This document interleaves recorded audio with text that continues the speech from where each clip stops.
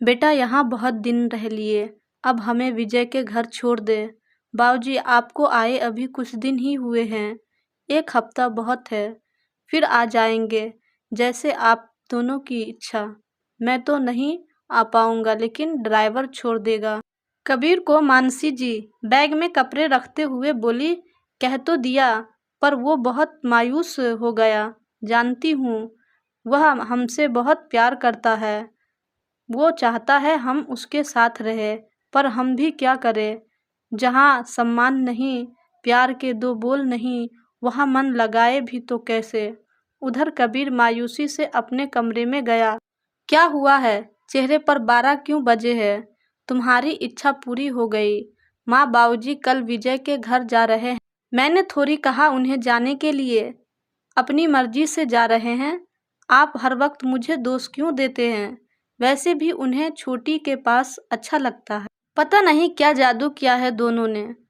न हमारी तरह बड़ा घर है, न खाने को 56 भोग, फिर भी वही जाने की रट लगाए रहते हैं। ये बात तुम्हें समझ आ जाती तो रोना किस बात का था? कबीर बोला।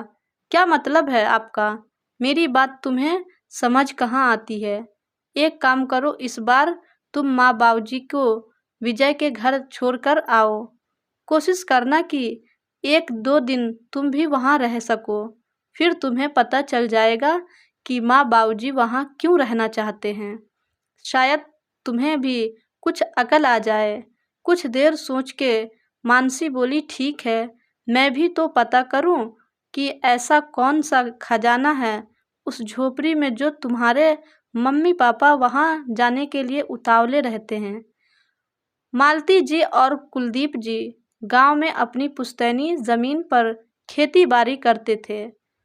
उनके 2 बेटे थे, बड़ा बेटा कबीर और छोटा बेटा विजय। बच्चों को अच्छी शिक्षा देने के लिए दोनों खेत में कड़ी मेहनत करते थे। कबीर और विजय ने भी उन्हें निराशा नहीं किया था, लेकिन हर इंसान की किस्मत अलग होती है। ऐसे ही कबीर और विजय के साथ हुआ। कबीर मल्टीनेशनल कंपनी में उच्च पद पर लग गया और विजय को बहुत कोशिशों के बाद भी एक छोटी कंपनी में नौकरी मिली। नौकरी मिलते ही कुलदीप जी ने उनकी शादी कर दी।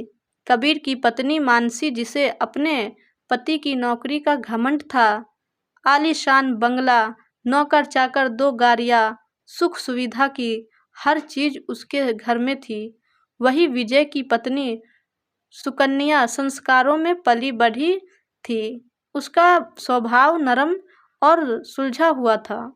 जब मालती और कुलदीप जी का शरीर उम्र के साथ कमजोर पड़ने लगा तो सुकन्या उन्हें जिद करके अपने साथ शहर ले आई। सुकन्या दोनों का बहुत ख्याल रखती। घर में पैसों की कमी थी, पर प्यार और सम्मान की नहीं। विजय और सुकन्या कोशिश करते कि मालती और कुलदीप जी को किसी चीज़ की कमी ना हो। मालती और कुलदीप जी कबीर के साथ ही रहते थे, जानते थे कि मानसी को उनका आना पसंद नहीं। मालती जी की परखी नज़रों से ये बात छुप नहीं पाई थी। मानसी दिन भर अपनी सहेलियों के साथ घूमती रहती। सास ससुर ने खाना खाया है कि नहीं, दवाइयाँ समय पर ली है या नहीं, उसे कोई मतलब नहीं था। उनके पास बैठने के लिए भी मानसी के पास वक्त नहीं होता। मालती जी जब भी उससे बात करने की कोशिश करती तो मानसी ऐसा रूखा जवाब देती कि उनका मन ही नहीं होता उससे बात करने का। फिर भी बेटे के बुलावे पर कुछ दिन जैसे तैसे दोनों काट लेते। अगले दिन, चलिए मम्मी जी, आप दोनों को विजय के घर छोड़कर आती हूँ। मालती और कुलदीप जी हैरानी से एक दूसरे का चेहरा देखने लगे, पर कोई प्रति उत्तर नहीं दिया। माँ बाबूजी को दरवाजे पर देखे विजय और सुकन्या दौड़ आए। सुकन्या मालती जी के गले ऐसे मिली जैसे ना जाने कितने सालों से एक दूसरे को देखा नहीं था। बच्चे भी दौड़कर दादा दादी के गले से लिपट गए। चाय पीकर फ्रेश हो जाइए, तब तक मैं खाना तैयार करती हूँ। चाय बिस्किट लाते हुए सुकन्या बोली, मेरे घर के सामने तो ये सचमुच झोपड़ी ही लगती है। पूरा घर घूमते हुए मुंह बिचकाते हुए मानसी बड़बड़ाई। टेबल पर खाना लगा तो दोनों बच्चे बड़े प्यार से दादा दादी का हाथ पकड़कर ले आए। दादी से कोई मतलब ही नहीं रहता। सुकन्या, ये क्या मरीजों वाला खाना बनाया है? दाल का एक चम्मच मुंह में डालते ही मानसी बोली, दीदी दीदी, माँ बाबूजी कम नमक मिर्च का खाते हैं, इसलिए मसाले कम रखे हैं। रात को हंसने की आवाज़ें सुनकर मानसी जगी कमरे से बाहर आई तो देखा सुकन्या मालती जी के सिर में तेल लगा रही है। विजय और दोनों बच्चे कुलदीप जी को घेर के बैठे हैं। माँ बाबूजी के होठों पर इतनी मुस्कान उसने पहली बार देखी थी। मानसी थोड़ी देर वहीं खड़े होकर उन्हें देखती रही, फिर कमरे में चली गई। सुबह चाय लेकर सुकन्या मानसी के कमरे में गई। उसे उदास खिड़की के बाहर देखते हुए बोली, दीदी रात को आप बाहर आई थी, फिर हमारे साथ क्यों नहीं बैठी? सुकन्या, कल से समझने की कोशिश कर रही हूँ कि माँ बाबूजी हमारे साथ खुश क्यों नहीं रहते। दीदी, इसका सिर्फ एक ही कारण है, प्यार के दो बोल। उन्हें सिर्फ प्यार और सम्मान चाहिए। उन्हें इससे कोई फर्क नहीं पड़ता कि आपका घर कितना बड़ा है या आप उनके खाने के लिए कितनी चीज़ें बनाते हैं।